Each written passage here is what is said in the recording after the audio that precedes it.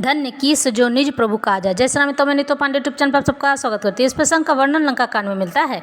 इस प्रसंग में वानर राज अंगद और रावण की बहस होती है। धन्य कीस जो निज प्रभु काजा, जाता नाचई परिहरि लाजा, नाची कूदी करी लोग रिझाई, पति हित करई धर्म निपुनाई। अंगद स्वामी भक्त तब जाति, प्रभु गुण कस न कहसी एहि भांति। मैं गुण गाहक परम सुजाना, तब कटु रटनी करऊँ नहीं काना।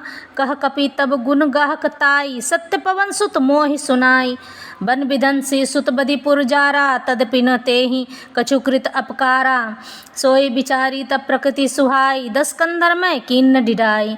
देखे आऊँ जो कछु कपि भाषा, तुमरे लाज न रोष न माखा। ज्यों असी मति पितु खाए कीसा, कही अस बचन हंसा 10 सीसा। पितहि खाए खाते पुनि तोहि, अब ही समुझी परा कछु मोही। बाली मिमल जस भाजन जानी, हतो न तोहि अधम अभिमानी। कहु रावण रावण जग केते, मैं निज श्रवण सुनु जेते।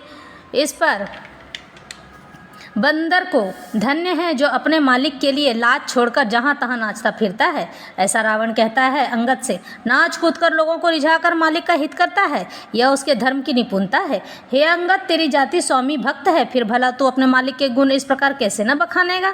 मैं गुण ग्राहक, गुणों का आदर करने वाला और परम सुजान समझदार हूँ, इसी से तेरी जली कटी बकबक पर कान ध्यान नहीं दे रहा हूँ। अंगद ने कहा, तुम्हारी सच्ची गुण ग्राहकता तो मुझे हनुमान जी ने सुनाई थी।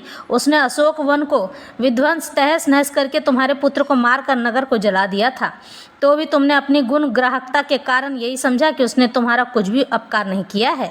तुम्हारा वही सुंदर स्वभाव विचार कर हे दशग्रीव, मैंने कुछ घृष्टता की है।